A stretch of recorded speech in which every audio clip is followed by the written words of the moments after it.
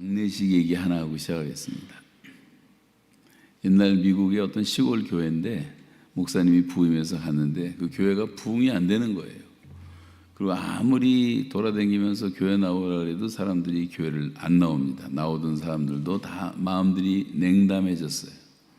그래서 어떻게 하면 좋을까 기도하다가 어느 날 지역 신문에다 광고를 냅니다. 아무 교회 장례식을 합니다. 장례 예배가 마지막으로 있사오니 많이 참여해 주시기 바랍니다. 그래서 사람들이 호기심이 생긴 거예요. 교회 장례식은 도대체 뭔가? 그래가지고 그날 마지막 광고를 듣고 많은 사람들이 교회에 나왔어요. 여기 장례 절차에 따라서 이제 관이 놓여져 있고 꽃들이 있고, 그래서 여러분 고인에게 마지막 인사를 하는 장면입니다. 그리고 이제 쭉 한 사람씩 나오는데 이 관 앞에서 이렇게 보면서 인사하다 다 깜짝깜짝 놀라는 거예요. 그러더니 갑자기 얼굴 표정들이 굳어지고 한 사람씩 들어가는데 도대체 무슨 일이 일어났을까? 사람들이 궁금해하면서 또 가서 자기도 다 놀라는 겁니다. 그 목사님이 관 밑에다가 큰 거울을 깔아놨어요. 그리고 그 고인에게 인사하는데 보니까 자기 얼굴이 나오는 거예요. 자기 얼굴. 그때 사람들은 깨닫기 시작합니다. 아, 내가 죽은 것이 교회가 죽은 거구나. 그래서 이제 각성이 일어나가지고 이 교회에 다시 나오기 시작했다는 이야기가 있는데, 여러분 자신이 죽으면 교회가 죽은 거고, 여러분 자신이 병들면 교회가 병든 거고, 여러분 자신이 꿈을 잃어버리면 교회가 꿈을 잃어버리는 겁니다. 우리 한 사람 한 사람이 교회의 지체들이고 구성원이기 때문에 그렇습니다. 제가 이제 북한에서 있었던 얘기 하나만 말씀을 드리면, 처음에 이제 김일성 동상 다 무너져야지 북한은 산다는 설교를 한 거를 어떤 사람이 그걸 그 위성 방송에다 올리는 바람에 그 북한의 해커들이 그걸 보고 김정은한테 보고를 하게 된 거예요. 그래서 저를 잡으라는 지시가 내려왔던 것 같습니다. 그래서 하여간 잡히게 됐는데, 북한에서는 김일성 동상이 다 무너져야 된다는 것은 상상을 못하는 얘기예요. 그거 하면 북한 사람들은 아주 즉시로 처형을 당할 그런 내용입니다. 그런데 이제 저는 외국인의 신분이었지만 이제 저를 잡아서 조사를 하기 시작했는데, 제가 이제 조금 이따 영상 보시겠지만 제일 먼저 사형 선고를 받습니다.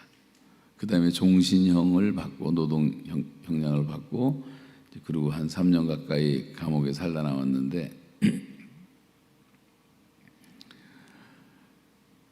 저를 조사하려면은 뭐 근거가 있어야 되잖아요. 그리고 사형 선고를 내린다는 게 쉬운 일이 아니잖아요. 그리고 김일성 동상 무너지라는 얘기했다고 세상에다 떠들면 누가 그거를 믿어주겠고, 그것이 무슨 사형의 선고의 근거가 되냐, 이제 그럴 수 있으니까 그냥 저에 대한 다른 일들을 조사하기 위해서 해커들이 이제 잘 돼 있어요, 북한은. 그래서 모스크바에 뭐 베이징에 저 유럽에 가 있는 해커들한테 지시를 해가지고 지령을 내린 것이 저에 대한 모든 자료를 다 보내라, 평양으로.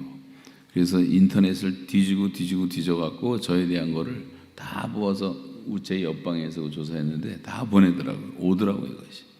영상들이 오는데 뭐가 왔냐면, 오는 게 100% 다 제가 설교하는 것만 보낸 거예요. 설교한 것밖에 뜬 것이 없으니까 수백 개의 설교를 보낸 거예요. 그리고 또 그것도 모자라서 우리 교회 홈페이지에 들어와서 제 설교를 5년치를 끄집어내가지고 프린트아웃을 하고, 그래서 북한의 지령이 뭐냐면, 그 당시에 뭐 검찰, 경찰 뭐 해갖고 뭐 우리로 말하면 뭐 부장판사 같은 친구들이 몇십 명이 모여서 저 하나를 이제 사형 선고를 내리기 위해서 연구를 하는데, 이제 설교를 듣기 시작하는 거예요. 무슨 실수를 또 했나 보자 하고. 이 설교를 하루 종일 듣는데 한 달 동안을 설교만 듣는 거예요. 이 사람들이 뭐 설교를 들어본 적이 있습니까? 예배를 드려봤습니까? 교회를 가봤습니까? 그런데 자기들의 의무로 설교를 듣기 시작하더니, 처음에는 저보고 그 부장판사 이 친구가 어마어마하게 소리를 지르고 아주 공포의 분위기를 만들더라고요. 그러면서 제 앞에서 1대1로 막 엉엉 울었어요. 그 사람이 얼마나 김일성을 하나님으로 믿었으면 제가 아주 부끄러울 정도로 네가 어떻게 우리 수령을 모독할 수 있느냐 소리를 지르면서 천장이 떠나갈 정도로 지금 내 감정 같아서 너를 곡사포로 죽이고 싶다 그래요. 법이 너를 보호한다 그러고 소리 지르고 그렇게 공포의 분위기였었는데 설교를 듣기 시작하더니 보름 지나고 한 달 지나면서 이 사람들의 태도가 완전히 다 바뀌어지기 시작했어요. 목소리 톤이 낮아지고 친절해지고 자기 부인이 줬다 그러면서 동태식혜도 먹으라고 갖다 주고 저만 데리고 나가서 저기 자기들 쓰는 조그만 목욕탕에서 1대1로 때를 밀어주면서 목욕을 시켜주질 않는가, 평야에서 과자를 사다 주질 않는가. 이 사람들이 왜 이렇게 바뀌지? 설교를 처음에는 들어오지가 않았겠죠. 근데 계속 듣다 보니까 이분들이 이제 저에 대한 파악이 어느 정도 된 거고, 내가 그렇게 무슨 나쁜 사람이 아니라는 것도 알게 된 거고, 더 나아가서 설교는 서론, 본론, 결론이 있으니까 듣다가 설교가 귀에 들어오기 시작하고, 우리 식으로 말하면 나중엔 은혜를 받기 시작한 거예요. 사람들이 다 하나같이 바뀌더라고요. 부장도 바뀌고 과장도 바뀌고. 제가 그 모습을 보면서 에스겔 37장이 생각이 났어요. 에스겔 37장에 보면 바싹 마른 해골떼들이 에스겔 골짜기에 가득 쌓여 있었는데 하나님께서 에스겔 데리고 가서 인자야 이 뼈들이 능히 살겠느냐, 주께서 하시나이다, 내 말을 대언하라. 그래서 하나님 말씀을 대언했더니 뼈들이 막 움직이기 시작하더니 사람의 형체를 갖추고 또 우리 살이 생기고 근육이 생기고 피부가 덮이고 사람의 모습이 되고 하나님의 신이 들어갔더니 여호와의 군대가 되었더라. 그런 이야기 잘 아시죠? 저는 지금 북한의 모습은 에스겔 골짜기에 바싹 마른 해골떼처럼 아주 절망적인 모습이라고 생각합니다. 희망이 안 보이는 나라예요. 좀 이따 영상을 보여드리겠지만, 그런데 하나님의 말씀이 선포됐더니 살아나서 여호와의 군대가 되었던 것처럼 그 빨갱이 중에 빨갱이, 아주 그냥 북한의 제일 지독한 공산주의자들이고 김일성주의자들이고 김일성을 하나님으로 믿는 광신자들인 그 핵심 멤버들이 제 설교를 듣다가 변화되는 것을 보면서 조만간 북한이 열리고 하나님의 말씀이 선포되기 시작하면 성령의 역사로 말미암아 북한 땅에는 큰 부흥이 일어날 것이고, 조만간 북한은 여호와의 군대로 바뀌게 될 것이라는 확신을 얻게 됐어요.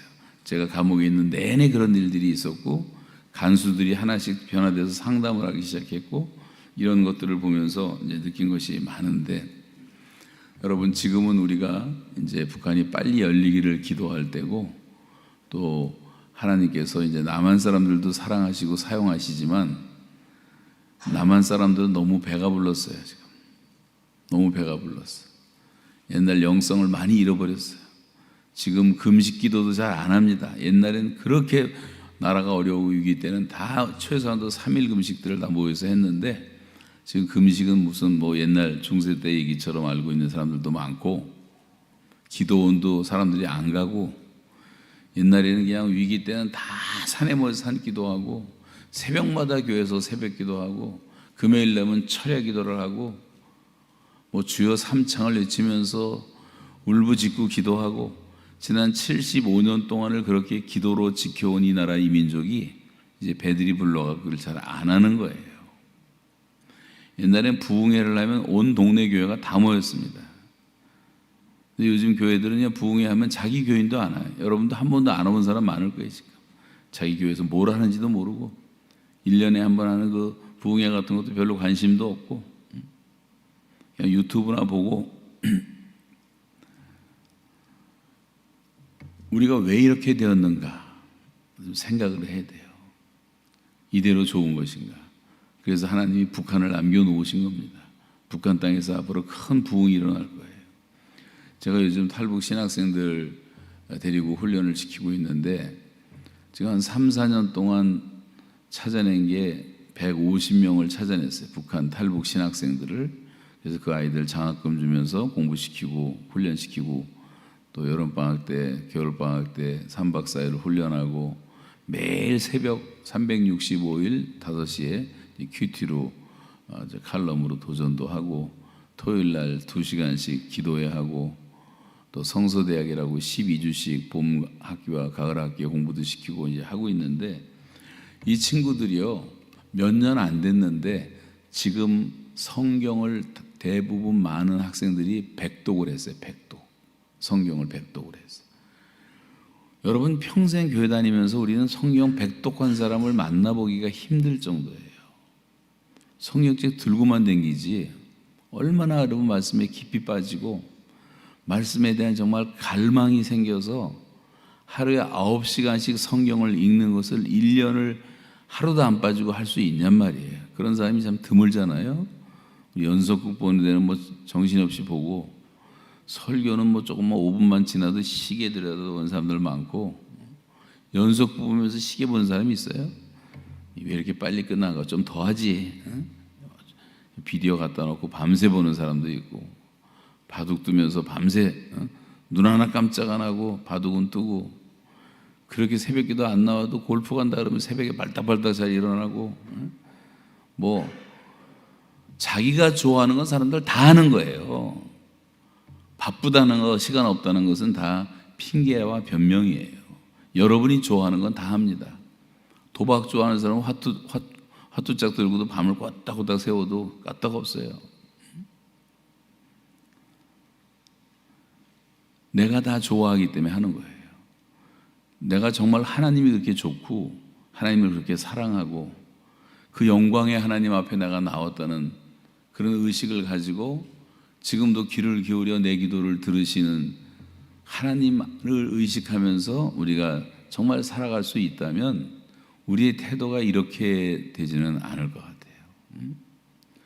내 안에 얼마나 갈망이 있느냐. 예수님이 다 모자라고 부족한 사람들이었지만 제자로 택하시고 쓰셨던 베드로, 요한, 야고보 이런 사람들, 뭐 도마, 바돌로메 쪽 보면 그들이 주님을 만난 다음에 주님을 따를 때 부친을 버려두고 배를 버려두고, 자기 배다 직업 아니에요?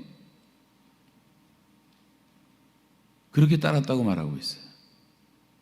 사마리아 여인은 예수님 만났는데 물동이를 버려두고 들어가서 온 동네 가서 외칩니다. 정말 메시아를 만나고 우리가 영원한 구세주를 만난 사람들은 가만히 있을 수가 없는 거예요.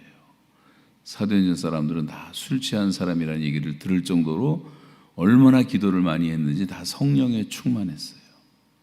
저들은 연병이라고 말할 정도로 장질부사 걸린 사람들, 장질부사 한 사람 걸리면 오늘 예배 끝나면 여기 다 장질부사 걸려버릴 정도로 전염성이 강했단 말이에요. 예수로 충만했단 말이에요.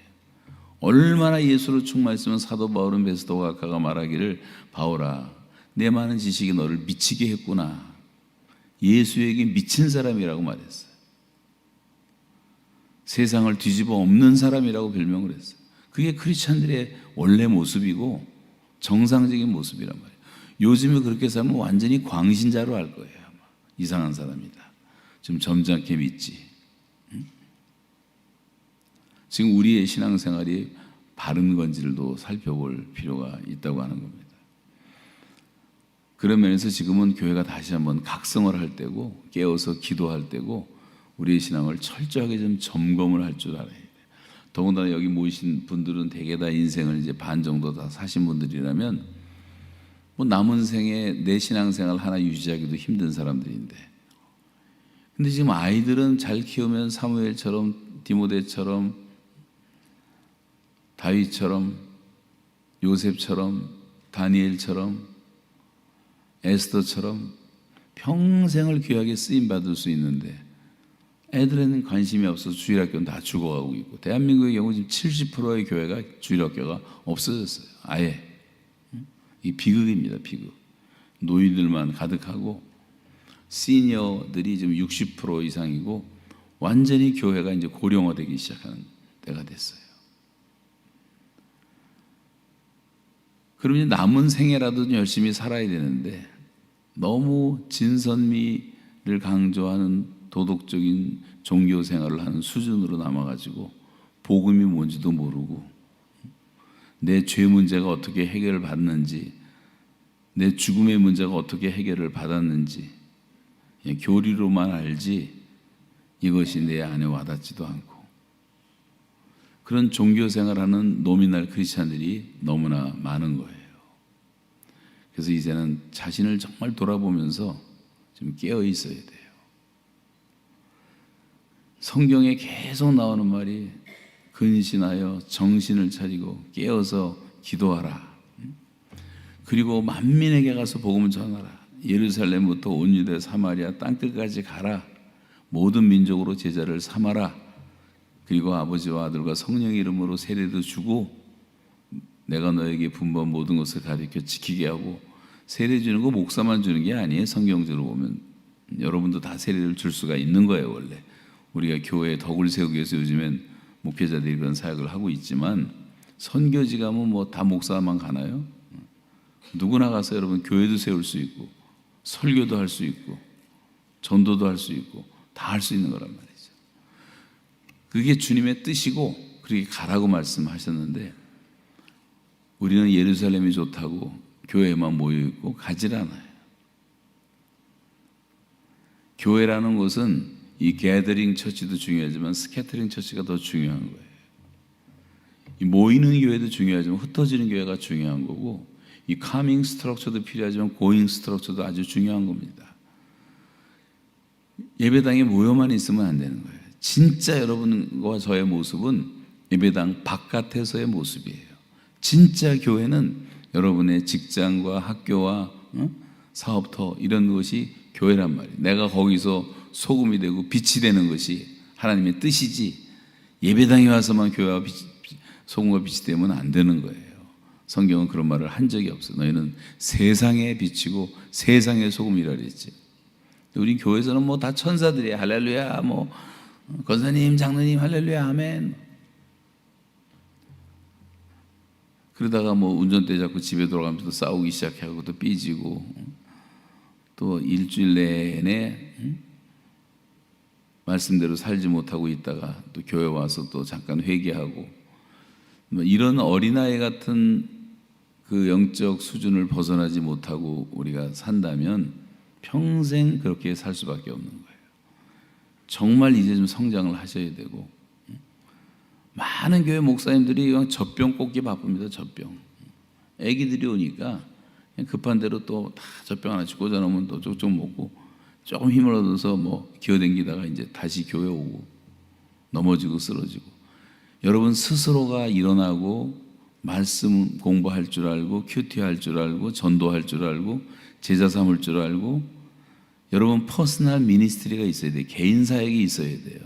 여러분은 다 왕 같은 제사장들이고 그의 소유된 백성이고 거룩한 나라고, 뭐 다르게 표현하면 여러분 다 우리가 독수리들인데 우린 우리 스스로 병아리라고 생각을 해. 난 병아리인데 내가 뭘 하겠어. 날갯짓 한 번만 하면 날아갈 수 있는 독수리로 하나님께서 다 이렇게 만들어 놓으셨는데, 자기의 셀프 이미지를 그 부정적인 10명의 정탐꾼처럼 메뚜기로 생각하지 않는가? 아무것도 할 수 없다고 생각하는 거예요. 전도하고 선교하면 전도사와 목사들만 하는 거로 알지 나하고는 상관이 없다고 생각을 해요. 그러면 안 되는 거란 말이죠.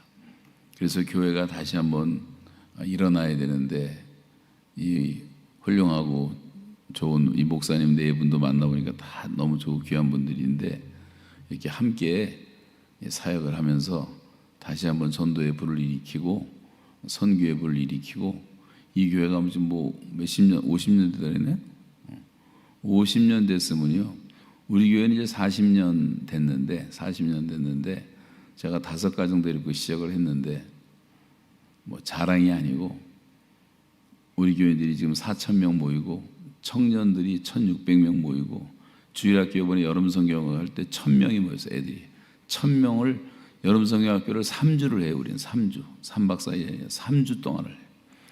그것도 좀 줄 서서 등록 빠질까 봐 그래서 다 잘라야 돼. 열정적으로 하고. 우리 교회가 그렇게 대단한 교회가 아닌데도 정상적으로만 살면 다 그렇게 되는 거예요.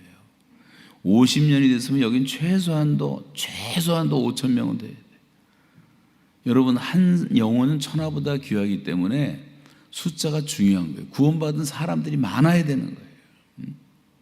그냥 우리가 뭐 가만히 있어도 뭐 새로 들어오는 사람도 있고 교회가 조금씩 뭐 옛날보다 좋아졌다, 그렇게 위로를 받으면 안 돼요. 여러분 스스로가 다 한 분 한 분이 다 전도자가 돼갖고 나가서 전도하고 매주일 10명 20명 전도에 와서 앉혀놓고 성령의 역사로 그들이 눈물을 뚝뚝 흘리면서 그 영혼이 거듭나는, 새 생명이 태어나는 그런 생명의 숨소리가 들리는 교회가 정상적인 교회란 말이죠. 맨날 똑같은 사람끼리 모여서 왔다 갔다 하는 교회는 아니란 말이에요. 정말 전도하셔야 됩니다. 여기 지금 이 지역 사회에 몇 명이 사는지 모르지만 뭐 백인들 뭐 흑인들 빼놓고 우리 한국 사람만 해도 교회 나오는 사람들은 한 20%밖에 안 될 거예요 지금. 그럼 80%가 다 전도 대상 아니에요? 다 지옥 갈 인간들 아닙니까? 근데 긍휼한 마음이 없으세요? 나만 구원받으면 돼요? 나만 하나님의 자녀되면 되냔 말이에요. 우리가 이제 그런 하나님 아버지의 마음을 가지고 살아야 되는데, 신앙생활도 얼마나 이기적인지, 다 자기중심이고, 하나님을 믿는 것도 성경이 말하는 하나님이 아니라 내가 만들어낸 하나님이 너무 많아. 내가 좋아하는 형태로 하나님을 만들어서 그 하나님을 믿는 사람들도 많아. 어제도 말씀드렸지만 내가 믿는 하나님이 어떤 하나님인지를 잘 알아야 돼요. 내가 믿는 하나님의 하나님 되심에 대한 성도들의 영적인 각성이 일어나는 것을 부흥이라고 말하는 거예요. 하나님에 대한 영적 각성이 일어나요. 우리가 하나님을 너무나 모르고 있는 거예요. 만홀히 여기고 있는 거예요.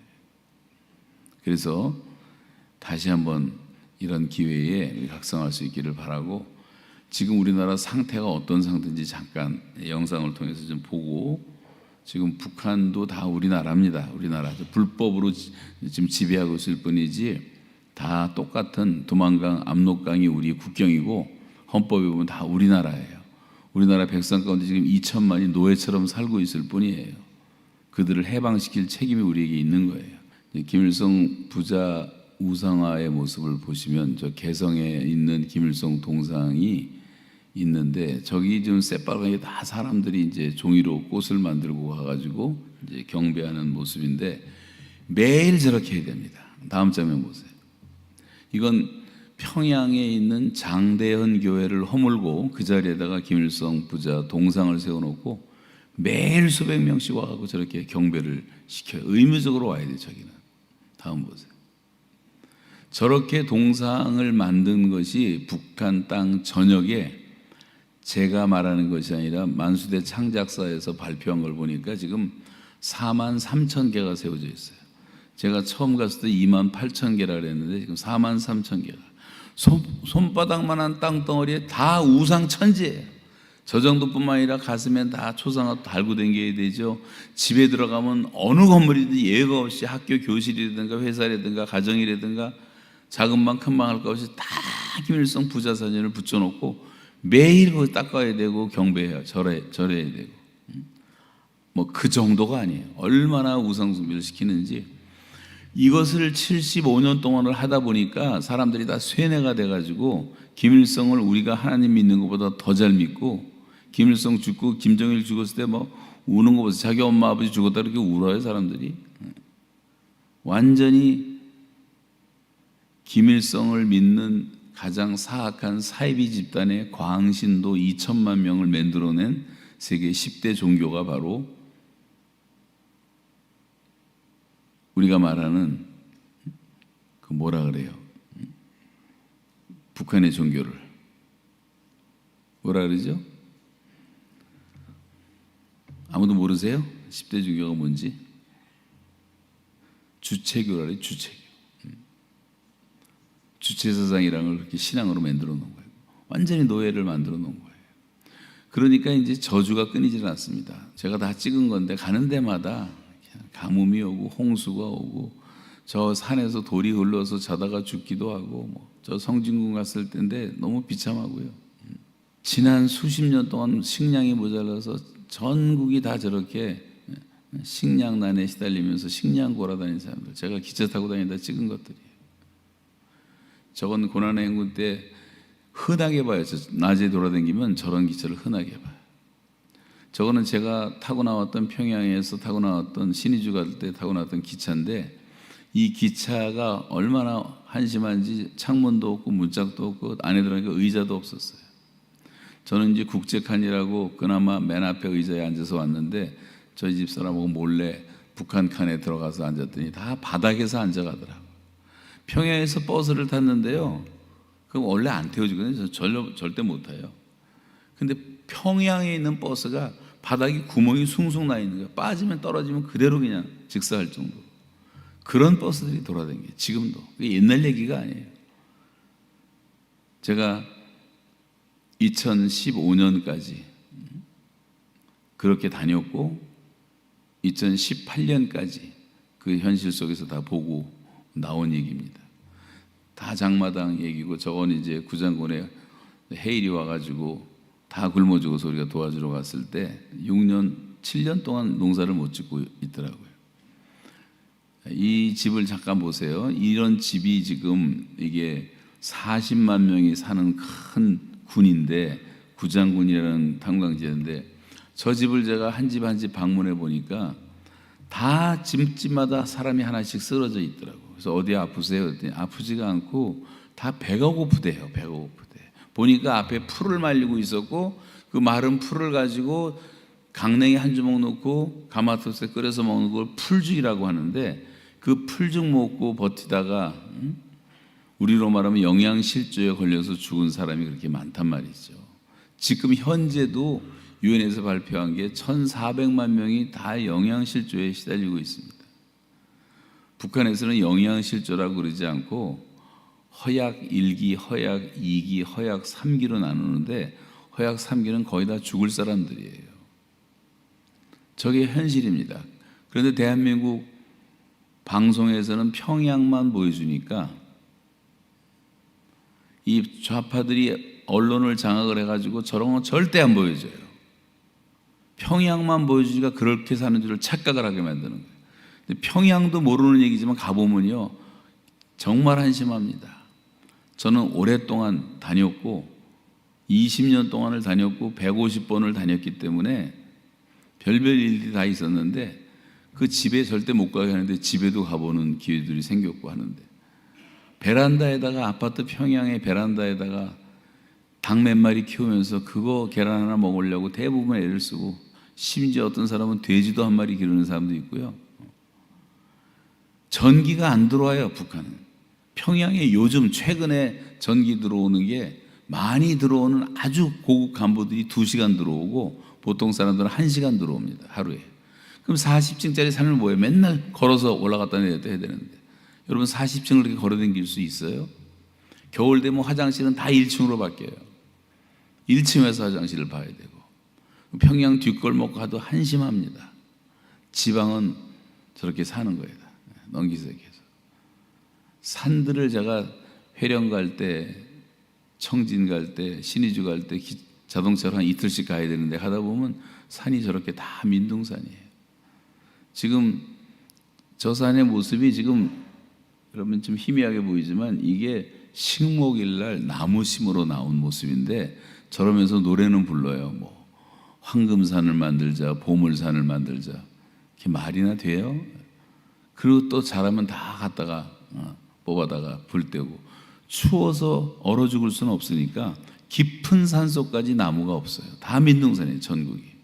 그런데 지나가다가 보니까 이상한 개들이 뛰어다녀서, 무슨 개가 저런가 하고 가까이 가보니까 개가 아니고 저 돼지들이 말라가지고 개처럼 뛰어다니더래요. 뼈만 남아서. 소고기라는 것은 뭐 없지만 북한엔 소고기를 먹을 수가 없어요. 씹을 수가 없어. 너무 질겨서 일만 시키니까. 평양에나 조금 뭐 수입해서 먹죠. 지방에는 소고기 먹어본 사람도 없습니다. 요번에 탈북 신학생들 제가 20명씩 늘 비전치로 데리고 오는데, 개들 가운데요 아직도 고기 못 먹는 애들이 많아요. 고기를 먹어봤어야지. 고기를 못 먹어요. 여러분에게 갑자기 말고기 먹으라 그러면 안 먹던 사람이 먹겠어요? 저도 몽골에 가서 말고기 먹는데 도저히 못 먹겠더라고요. 저 아이는 저 사려원에 갔을 때 우리 아들이 따라왔다가 쟤를 안고 막 울어서 찍었는데, 제가 지금 맞고 있는 주사가 설탕 주사를 맞고 있어요. 설탕 주사. 설탕이 없어서요, 저렇게 다 설탕 주사를 맞고 있어요. 그럼 다 브레인 데미지가 와서 애들이 멍한 거예요.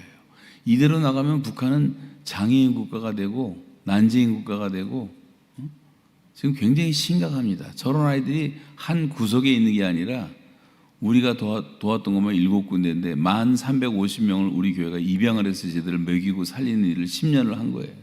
그래서 다 설탕 주사 맞는 나라가 어디 있습니까? 우리는 좀 설탕을 안 먹잖아요. 설탕이 독이잖아요. 쟤네들은 약이란 말이에요. 약. 우리는 기름을 안 먹고, 기름 불고기 먹을 때도 기름 뚝뚝 떼어내고 먹잖아요. 북한은 기름 만나면 최고 좋은 거예요. 기름을 너무 먹고 싶어요. 할머니들 제가 몇 사람 만났는데 콩기름 한 병 얻고 싶어서 콩기름 한 숟갈 먹어본 지가 1년도 넘는다고 얘기를 해요. 기름을 얼마나 찾고 있는지. 우리는 지금 너무 먹어서 문제고 살 빼느라고 바쁘고 고혈압, 당뇨 1,000만 명이 넘어갔고 온 병원마다 꽉 차 있는데, 북한은 너무 못 먹어서 죽고 있고 남한 사람들은 너무 먹어서 죽고 있고, 여기는 어떤지 모르지만 한국 가면 장관도 아니에요. 하루 종일 맛집 찾아다니고, 젊은이들은 뭐 카페 좋다 그러면 2시간씩 운전해서 가고,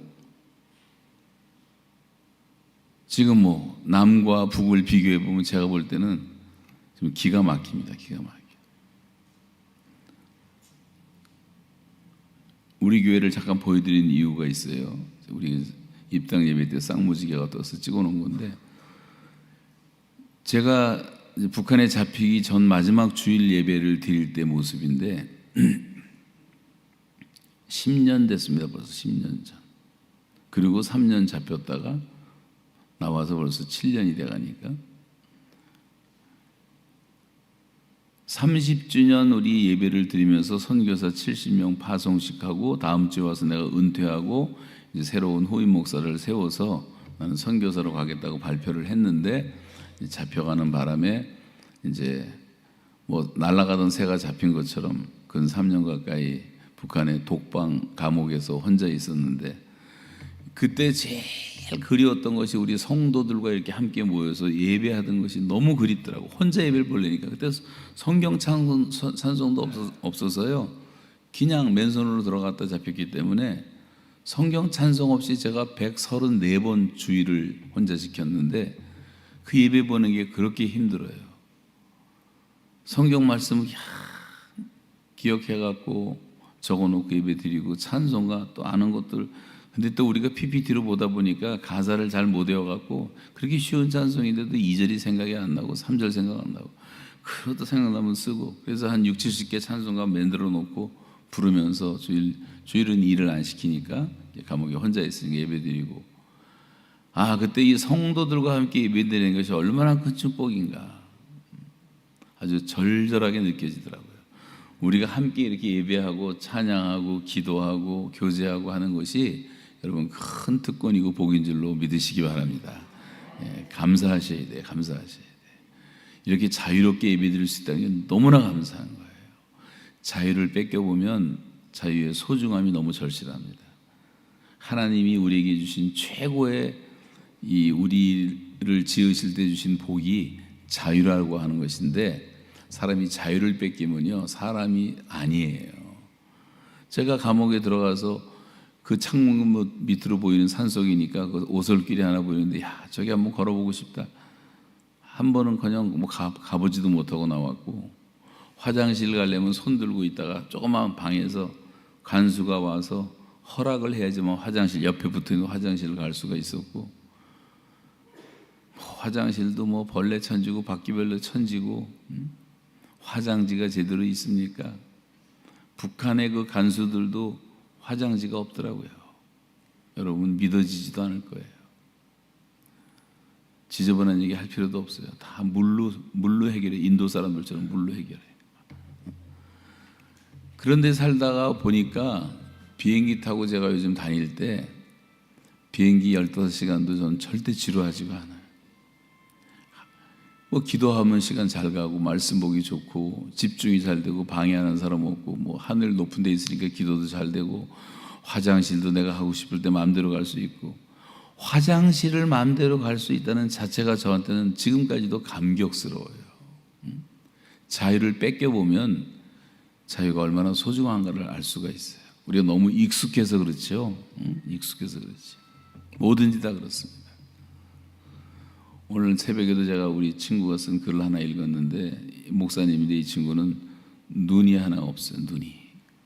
근데 어렸을 때 10살 때 화살에 맞아갖고 이 눈이 망가져서 눈 하나로 하다가 그것도 이제 이렇게 하다가 그게 또 더 망가지게 돼서 척추를 했어요. 눈을 하나 뽑아내고 다른 눈을 이제 박아서 평생 한 눈으로 책 읽고 한 눈으로 운전하고 한 눈으로 모든 걸 다 하는 거예요. 근데 이 친구가 아주 훌륭한 사람 목사가 돼서 신학대학원 원장이 돼서 많은 후배들을 이제 길러내고 했던 좋은 친구인데 그 입장에서 생각해 보니까 내가 눈이 2개가 있다는 것만 얼마나 감사한지 몰라. 한 눈으로 사는 게 얼마나 불편하겠어요. 2눈 다 없는 사람은 또 얼마나 불편하겠어요. 뭐 그런 거 생각하면 우리가 감사할 게 천재 아니에요?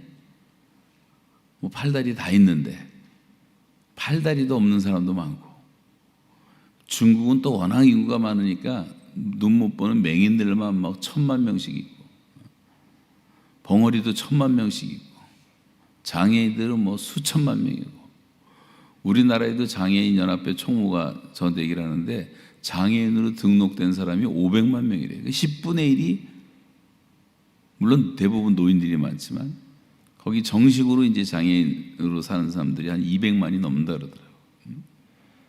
그럼 우리가 이제 몰라서 그렇죠. 감사할 게 너무 많은 거예요, 다 생각하고. 근데 우리는 늘 불평하잖아요. 불만이 있잖아요. 짜증내고. 그렇게 미국 가고 싶어 하던 미국 와서 또 살아보니까 그러니까 또 미국도 별거 아닌 것 같고 시카고 가니까 다 세탁소 하는데 세탁소가 너무 질려가지고 아주 넌더리라 라운드가 아니고 넌더리래 넌더리. 옛날엔 미국에서 오면 한국 사람들 불쌍하다고 다 밥 사줬는데요. 우리가 지금은 미국 카나다에서 오면요 불쌍하다고 다 한국 사람들이 밥 사줘요. 지금은 이제 거꾸로 돼버렸어요. 모든 게 다. 쓸데없는 소리 이제 그만하고 계속 좀 보겠습니다. 지금 제가 북한에서 나온 이후에 이제 학교 아이들도 초청받으면 가서 강의도 하고 최경주 씨도 하고 간증해 주는데 우리 나야가라에서 모일 때 한 2,000명 모였거든요.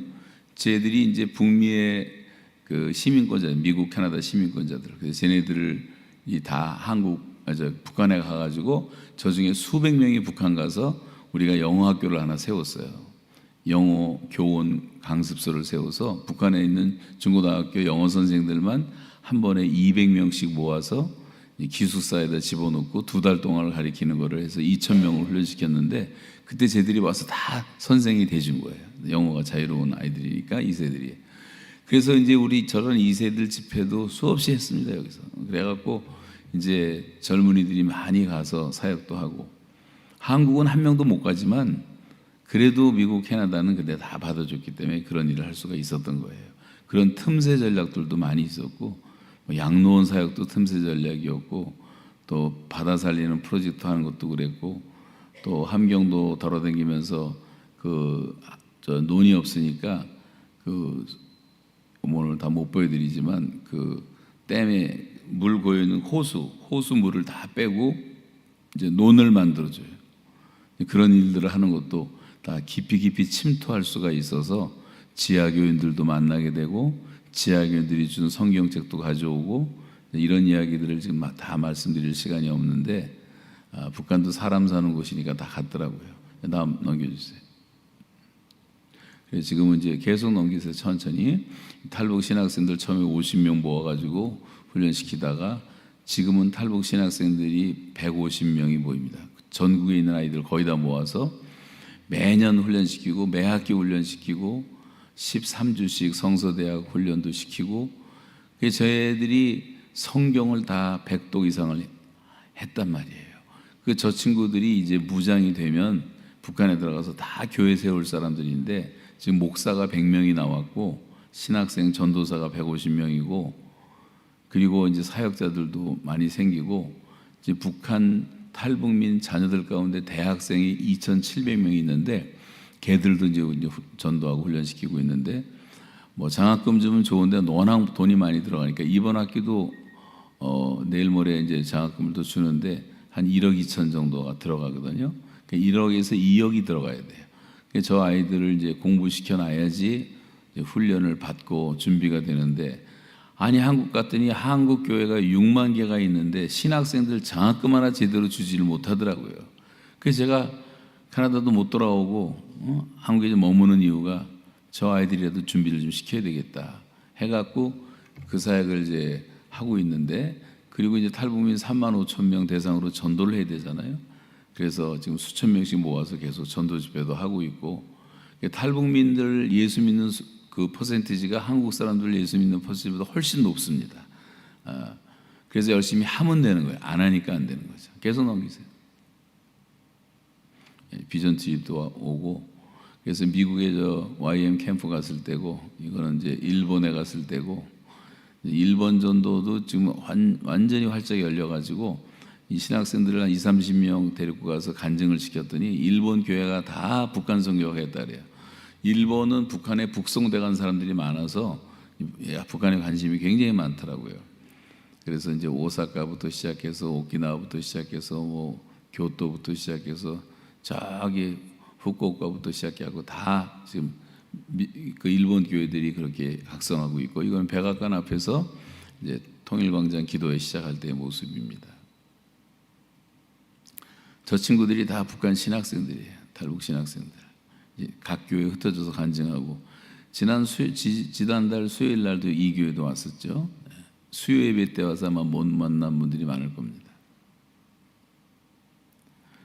이거는 제가 3,000명 모아서 전도할 때의 모습인데 시간이 없어서 그냥 지나가야 될 것 같아요. 이것도 한 6, 7분을 또 봐야 되기 때문에 지나가고 요거는 이제 북한의 이제 가족들에게 우리 신학생이 돈을 보냈는데 그 어머니가 그 돈으로 코로나 걸렸는데 약 먹고 낫다고 고맙다고 음성 파일을 보내온 거예요.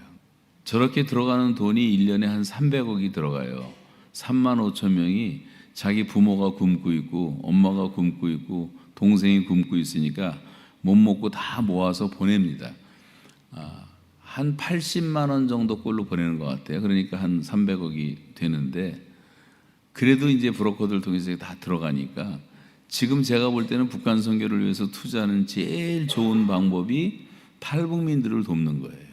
그래서 복음도 들어가고 세례도 받고 성경도 들어가고 그 일들을 좀 많이 하고 있는데 뭐 그 긴 얘기를 다 할 수가 없습니다. 그다음에 맨 끝에 한번 보여주세요. 쭉 넘기서 그 성경책 나올 텐데, 저게 이제 북한 사람들에게 제가 받아온 성경 찬송들이에요. 다 손으로 쓴 게 많습니다. 우리는 성경 그렇게 좋은 성경 갖고 댕기면 하는데 이 사람들은 저런 걸 또 이불 속에서 봐야 되고 쭉 넘겨서 맨 끝에 한번 보여주세요. 맨 끝에. 저희 교회에 캐나다 교회에 탈북민들이 한때 150명이 우리 교회에 찾아와서 등록을 해요. 우리 교회가 북한 놈들은 소문을 듣고 이 사람들을 늘 제가 여행도 시켜주고 튤립 축제도 보여주고 하는데 저 북한 아이들인데 쟤네들이요 티 없이 자랐어요. 지금 12년째 우리가 돌보고 있는데 쟤네들이 다 영어를 액센트도 없는 영어를 합니다. 원주민처럼 꼭 해요 영어를. 그리고 중학교, 고등학교, 지금 대학교도 많이 들어가고 부모들은 열심히 일해서 집 사고 차 사고 잘 살아요.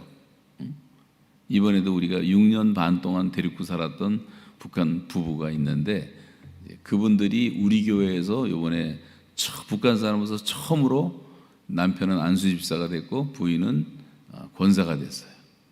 여러분 이 큰 교회에서 3분의 2 받는 게 쉽지가 않아요. 그런데 권사가 되더라고요. 얼마나 열심히 살고 봉사하고 전도하는지 말이죠. 제가 말씀드린 결론은 뭐냐면 10년만 도와주면 된다. 10년만. 10년만 도와주면 북한 사람들 다 일어섭니다. 북한 사람들 되게 다 똑똑해요. 말도 너무 잘하고 거기다 부지런하고 생활력 강하고 자존심 세고 10년만 도와주면 되는데 한국은 뭐 광케이블이 깔려있고 인터넷이 뭐 팡팡 터지니까 더 빨리 될 수 있는 거예요. 그래서 이 주변에 여기 뉴저지에는 얼마나 있을지 모르지만 하여간 탈북민들이 미국에도 몇백 명 와 있는데 한 사람이라도 입양을 해서 좀 도와주고 여러분 신학생 하나라도 입양을 해서 목사님한테 정보를 나중에 드리겠지만 그래서 신학생들 공부할 수 있는 장학금에도 좀 참여하시고 그것이 지금 현재로서는 북한 선교에 가장 좋은 일이라고 생각합니다. 시간이 너무 지나서 이 정도만 하고 저 한 10분만 이제 설교하고 마치도록 하겠는데 요셉의 이야기입니다. 오늘 설교를 제가 10분의 1로 줄여서 말씀드릴게요.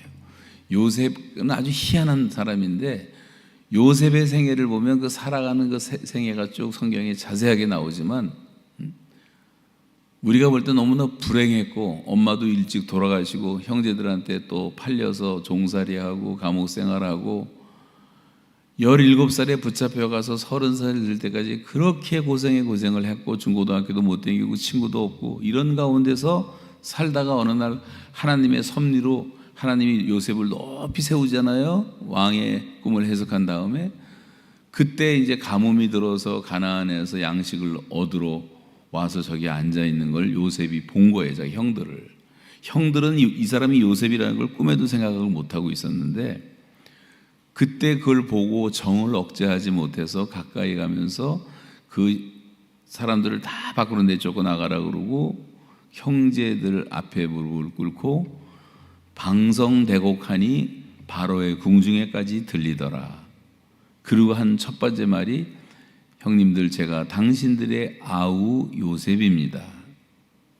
그러니까 이 형들이 얼마나 놀랐겠어요. 요셉이 살아있는데 뭐 어마어마한 사람이 되고 살아있으니까 자기들은 죽었다고 생각했겠죠. 큰 죄를 졌으니까. 그런데 요셉이 그걸 눈치채고 형님들 근심하지 마소서 한탄하지 마소서 하나님이 우리 가정 살리시려고 나를 먼저 보낸 것뿐입니다. 그러므로 나를 이리로 보내신 이는 형님들이 아니고 하나님이십니다 그러는 거예요. 역사를 너무나 멋있게 해석하는 거예요. 그리고 금방 다시 말하기를 기근은 2년밖에 안 지났고 앞으로 5년 남았습니다. 다 굶어 죽습니다. 빨리 가서 아버지와 아버지의 아들들과 손주들과 양과 소 다 데려와서 나와 가까운 고센 땅에 있게 하십시오. 내가 그들을 봉양하겠습니다. 부족함이 없도록 섬기겠습니다. 그게 오늘 본문이에요. 그리고 요셉은 죽을 때까지 그 약속을 지켰습니다. 이 요셉의 이야기를 통해서 우리가 남북이 화해할 때 우리가 꼭 가져야 될 세 가지 변화가 있어요. 어떤 변화가 우리 속에 일어나야 되느냐 하면 첫째는 의식의 변화가 일어나야 돼요. 의식의 변화. 두 번째는 안목의 변화가 일어나야 돼요. 세 번째는 태도의 변화가 일어나야 돼요. 한번 따라서 해보실래요? 의식의 변화, 안목의 변화, 태도의 변화. 자, 요셉은 지금 의식이 중요한데 형제의식을 버리지 않았다는 거예요. 자기들 형제라고 이 빨갱이들아 이 왼수들아 이 철천지 원수들아 괴로군들아 오랑캐들아 뭐 이런 말을 안 쓰고 형님들 그러잖아요. 형님들. 자기를 아우라 그러잖아요. 아우라고. 우리 북한 사람들은요 우리와 함께 반만 년 동안 한반도에서 같이 살던 우리 다 한 혈통이고 한 형제들이란 말이에요. 지금 못 산다고 너무 무시하면 안 되는 거예요. 거기 태어났기 때문에 거기 사는 거고 38선이 갈리는 바람에 75년 동안 저 고생을 하고 있지만 우리는 8.15 해방을 맞아서 지금까지 자유와 해방을 누리고 있지만 아직까지도 자유를 찾지 못하는 저 2천만 내 동포는 우리 잃어버린 형제들이란 말이에요. 그 의식을 갖고 우리가 기도하고 하나님 우리 저 형제들을 불쌍히 여기달라고 기도를 해야 된단 말이에요. 요셉의 그 변하지 않는 그 마음. 요셉은 복수도 안 하고 미움도 없고 뭐 불평도 없고 불만도 없고 하나님을 바라보니까 하나도 미움이 없어요. 그 형제들이 불쌍했던 거죠. 우리가 그런 마음을 가지고 기도할 때 북에 있는 우리 형제들을 불쌍히 여달라고 기도해야 될 줄로 믿습니다. 두 번째 이 안목의 변화라는 것은 하나님의 눈으로 역사를 보자 이거예요. 하나님의 눈으로 보니까 요셉은 자기가 형들이 팔아서 온 것이 아니라 하나님의 어떤 섭리 가운데 나를 보냈다는 것을 깨달은 거예요. 보디발의 집에서 종살이 하면서도, 감옥에서 죄수로 손발이 묶여서 시편에 보면 착고에 묶였다고 하는 정치범 소용소에서도 거기서도 하나님이 함께 하시는 거예요. 그리고 하는 일마다 형통하고, 보디발이 볼 때도 요셉이 참 희한하단 말이죠. 하나님이 함께 하심을 보았더라. 그러니까 이 하나님을 경험하고 나니까 요셉은 원망하는 마음이 없어. 그러다가 어느 날 하나님께서 꿈을 보여주신 그대로 수직 상승을 시켜가지고 세계 최고의 인물을 만드시니까 요셉은 얼마나 감사해요. 다 하나님이 하신 일이다. 원망하지 마라. 나도 원망하지 않는다. 그러면서 하나님이 나를 이리로 보냈습니다. 걱정하지 마라. 근심하지 마라. 탄식하지 말라고 형들을 오히려 위로하잖아요. 지금 우리나라가 이렇게 된 게 왜 이렇게 됐느냐? 왜 38선이 갈라지고 쪼개지고 우리가 75년 동안 고생하느냐? 우리나라 사람들 두 가지 생각밖에 못해요. 한쪽 사람들은 다 미국 놈들 때문이다. 미국 놈들 침략군이다. 미군 철수해야 된다. 응? 뭐든지 다 미국 놈들 때문이래. 북한이 저렇게 못 살게 된 것도 미국이 제재해서 못 살게 됐고, 다 미국 놈들. 그래서 미국 대사관 점령하고 쳐들어가고 난리들을 치는 이런 무리들이 있는가 하면, 더 많은 사람들은 다 또 지금은 한미동맹이 최고다. 미국 없으면 우리 죽는다. 미국이 또 하나님이야, 하나님. 맨날 태극기하고 성조기 들고 나와야 되고. 그러니까 둘이 싸울 수밖에 없어요. 완전히 다르니까. 좌파 우파가 하나 되는 것은 불가능한 거예요. 이념이라는 우상단지를 다 붙들고 있기 때문에 버릴 수가 없는 거예요. 예수 믿는 사람들이 회개해야 될 것은 좌우로 치우치지 말라고 성경은 계속 말씀하고 있고, 오직 주만 바라보라고 말씀하고 있고, 예수님이 가르치신 모범대로만 살고 성경 말씀대로 살라고 가르치고 있는데, 우린 성경은 두 번째고 내 생각, 내 사상, 내 이념대로 사는 것이 문제란 말이죠. 좌파도 구원받아야 되고 우파도 구원받아야 되고 다 구원받을 대상들이지 우리가 미워하고 죽일 대상이 아니란 말이에요. 예수 믿는 사람들은 정신을 똑바로 차려야 됩니다. 교회 안에서 이런 갈등이 있어서 맨날 싸우고 말도 안 하는 사람들이 있는데, 그게 무슨 복음을 깨달은 사람들이라고 할 수가 있어요. 우리 평생의 죄를 다 용서받은 사람들이 형제들이 좀 잘못된 것도 아닌 것도 있고 그런 거 가지고 그렇게 싸우고 미워하고 그러면 안 되는 거예요. 하나님이 다 하시는 일이에요. 역사의 주관자가 하나님이심을 여러분 믿습니까? 여러분 개인의 생사화복을 주장하시고 국가의 흥망성쇠를 주장하시고 높일 자 높이시고 낮출 자 낮추시고 왕의 마음이 여호와의 손에 있음이 마치 보의 물과 같아서 그가 임의로 인도하시고, 다 하나님의 손바닥 안에 있는 거예요. 하나님의 뜻만이 이루어지는 거예요. 그렇다면 지난 70년 동안 75년 동안 우리 민족이 이렇게 갈등 속에 사는 게 어떻게 하나님의 뜻이냐? 여러분, 참새 한 마리도 하나님의 허락 없이 떨어지지 않고 우리의 머리털까지 세신바 되었다고 성경은 말씀하고 있다면, 머리털을 센다는 게 무슨 말이에요? 우리는 머리털 숫자를 몰라요. 내가 달고 다니는 머리털이 몇 개인지도 몰라요. 오늘 샴푸하고서 머리털이 몇 개 떨어져 나간지도 몰라요. 근데 하나님은 다 세고 계신단 말이에요. 알고 계신단 말이에요. 그 하나님의 주권을 우리가 믿는다면, 여러분, 우리나라에 이런 엄청난 사건이 어떻게 우연일 수가 있냔 말이에요. 이스라엘을 택하셨지만, 손바닥만한 강원도만한 나라를 주셨지만 그것도 또 감당 못해가지고 바벨론으로 끌려가고 아시리아로 끌려가고 나라가 두동강이 나고 남북 분열 시대가 오고, 나중에는 예수님 때는 나라까지 다 뺏겨가지고 나라 없이 2000년을 방황하고 살던 이스라엘, 이게 어떻게 가능하냔 말이에요. 나라도 없이 2000년을 살았는데, 소수민족으로. 미국에 많지만 유대인들 전 세계 다 모아봤자, 긁어 모아봤자 1500만 밖에 안 되는데, 근데 신기하게 이 사람들이 지금 노벨상 3분의 1을 다 가져가고, 미국에서 유명한 대학 교수 90% 이상은 다 유대인이고, 중고등학교도 말할 필요도 없고, 할리우드도 점령하고, 석유회사 5개 메이저 회사 다 유대인이 가지고 있고, 세계 식량회사 5개 가운데 4개 다 유대인 거고, 이게 설명이 됩니까? 하나님이 그런 고난 속에서 이 민족을 훈련시켰고, 그 안에서 정금을 뽑아내셨고, 유대인들은 지금도 지키는 것이 딱 두 가지예요. 가정과 회당이에요. 우리 식으로 말하면 가정과 교회만 지키면 되는 거예요. 하나님이 직접 세우신 신적 기관은 가정과 교회밖에 없는 거예요. 여러분은 목숨을 걸고 지켜야 되게 가정을 지키셔야 돼요. 교회를 지켜야 돼요. 그럼 다 되는 거예요. 국가라는 것은, 스테이트라는 것은 백성들이 원해서 하나님이 허용하신 것뿐이지, 그렇게 극단적으로 말하면 나라가 없어도 돼요. 여러분이 가정과 교회를 지킬 수 있다면. 근데 지금 이제 그게 문제 아니에요. 가정이 다 파괴되고 교회가 다 분열되고. 사탄의 전략은 고지를 점령하는 거니까 여러분 정신 차리고 깨어있지 않으면 교회 분열 쉬운 거예요. 그래서 항상 겸손해야 돼. 교만한 한두 사람 때문에 교회가 당회가 싸우는 거예요. 항상 온유해야 돼. 불친절한 한 사람 때문에 다 사람들이 왕따 당하는 기분이니까 교회 오기가 싫은 거예요. 온유해야 되고 또 오래 참아야 돼. 누군가 참지 못하고 폭발시키니까 다 싸움이 일어나는 거예요.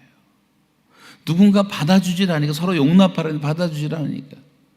예수님이 보이신 모범이 그건데 우리는 예수님 뜻대로 살지를 못하니까 그 어떤 한두 사람 때문에 교회가 갈라지고 싸우고 쪼개지고 사람들은 상처받고 자녀들은 교회 안 나오고, 그게 이민교회 현실이 아닙니까? 우리 교회 부흥의 비결은 딱 한 가지예요. 지금까지 한 번도 싸우지 않았다는 거. 싸움만 안 해도 부흥돼요, 교회는. 한경지 목사님이 신학생들한테 늘 했던 말이, 교회 부흥 다른 거 없어.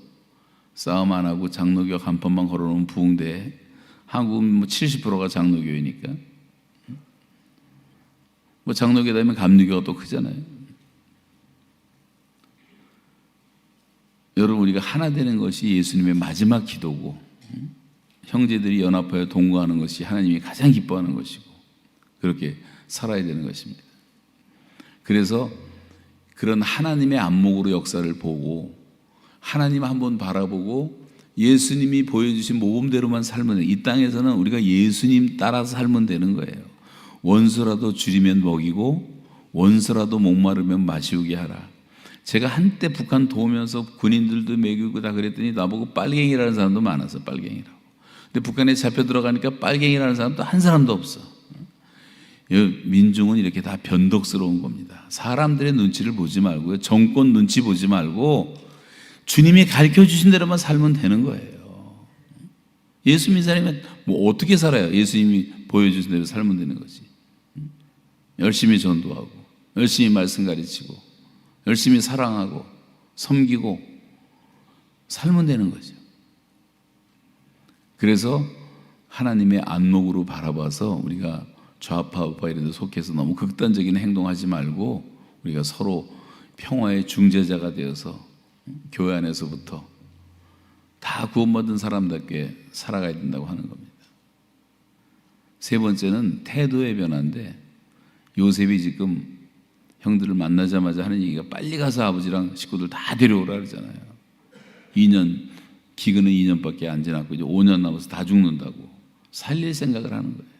요셉은 어마어마한 강자예요, 강자. 이것들은 지금 한 방에 다 죽일 수도 있는. 그런데 그렇게 하지 않고 형제들을 섬깁니다. 자기를 팔아먹었던 형제들인데 섬기고, 그리고 아버지를 봉양하고 부족함이 없도록 돕고 최선을 다하는 거예요. 강자는 약자를 섬길 때 강자가 되는 거예요.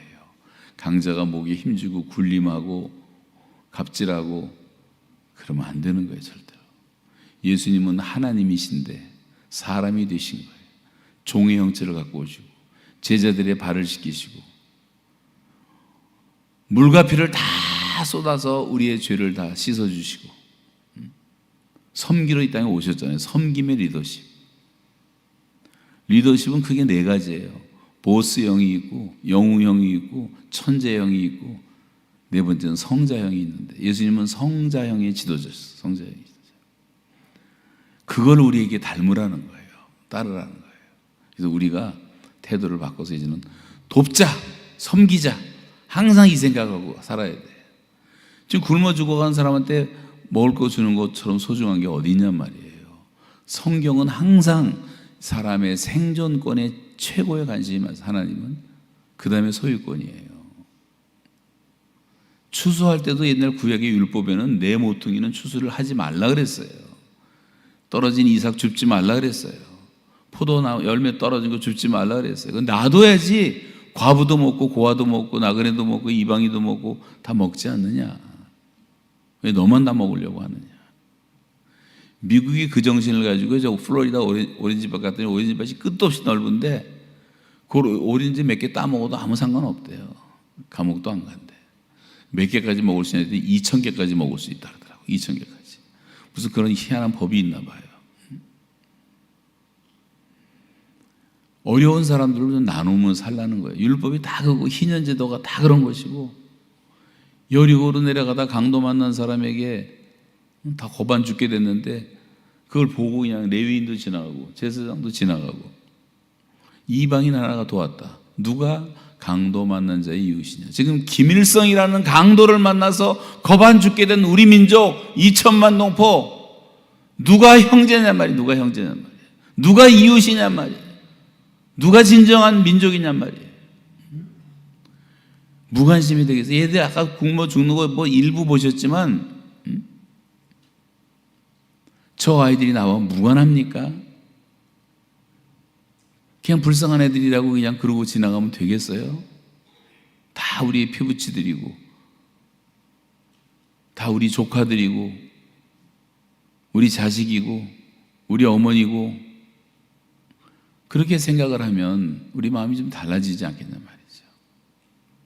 저는 어렸을 때 우리 집이 잘 살다가 좀 어려움을 당해갖고 몇 년 망한 적이 있었어요. 그때 굶어도 봤어요. 전 그때 굶었던 게 너무너무 고통스러운 기억으로 남아있는데, 제가 북한에 갔다가 저렇게 굶는 애들을 보면서 그게 제 은사가 된 거예요. 내가 굶주려 봤기 때문에 굶주린 사람들을 아는 거예요. 그 배고픔의 고통을 아는 거예요. 보고 그냥 지나칠 수가 없었어요. 그래서 가기 시작한 것이 150번을 간 거예요. 10만 명이라도 살려보자. 100만 명이라도 살려보자. 응? 우리가 노력하면 다 되잖아요. 할 수 있으면. 우리 교회가 최소한 더 10만은 살렸어요. 지금 살아있어야지 복음도 전하고 살아있어야지 교회도 세우지, 다 죽은 다음에 무덤가에 가서 외치겠습니까? 여러분이 갖고 있는 모든 고난과 어려움들은 다 하나님이 주신 은사가 될 수 있어요. 자기가 암에 걸려서 투병했던 사람들은 암 환자를 그냥 보질 않아요. 간절한 심정으로 그들을 도울 수가 있는 거예요. 암에 걸려보지 않은 사람은 왜 암에 걸려? 아프지 않은 사람은 왜 뭐 이렇게 아프고 맨날 난리야? 자기가 경험을 하지 않은 거예요. 여러분의 은사를 따라서 뭐든지 도울 수가 있는 거예요. 그래서 우리가 요셉이 가졌던 그 태도가 변한 거예요. 태도. 섬김의 자세를 갖자. 5달러만 주면요, 한 달을 먹고 살아요. 우리는 5달러 갖고 맥도날드도 못 먹어요. 지금 중고등학교 선생 월급이, 북한의 선생 월급이 1달러가 안 돼요. 1달러가 안 돼. 한국 돈으로 한 1,200원밖에 안 돼요. 상상이나 갑니까? 완전 지하 경제예요. 가난해도 너무 가난하고 먹을 게 아무것도 없고, 조금만 도와주면 되는데 왜 이 일들을 못하고 있는 거예요? 누군가 운동을 일으키고 어느 교회가 일어나서 무슨 오해를 하든 욕을 먹든 간에 하나님의 말씀이라면, 뜻이라면 이걸 해야 되지 않겠냐 말이에요. 해야 되지 않겠냐. 왜 대한민국이 저렇게 됐는지 모르겠어요. 한국 땅에서도 이제 이런 운동들이 많이 일어나고 있는데, 여러분 계속 기도하시기를 바라고, 지금 뭐 시간이 없어서 서론도 못하고 다 마치지만 이제부터 이 통일에 대한 기도를 다시 시작하시고, 통일은 금방 옵니다. 금방 와요. 여러분이 원치 않든 원하지든 뭐 금방 오는데, 그때 우리가 하나님 앞에 쓰임을 받으려면 준비를 하는 교회가 돼야 돼요. 복음 전하는 전도 훈련도 좀 받고 제자 훈련도 좀 받고, 그래서 평생 교회 하나 정도 좀 세워야 되지 않겠어요? 자손들에게 좀 부모님들이 우리 할머니, 할아버지가, 어머니, 아버지가 교회 세웠다. 얼마나 자랑스러워요. 북한에 가면 얼마든지 세울 수가 있어요. 지금 인도에도 우리가 5,000개 교회를 세웠는데 얼마든지 가능한 거예요. 그런 데 가면, 미전종교들을 찾아가면.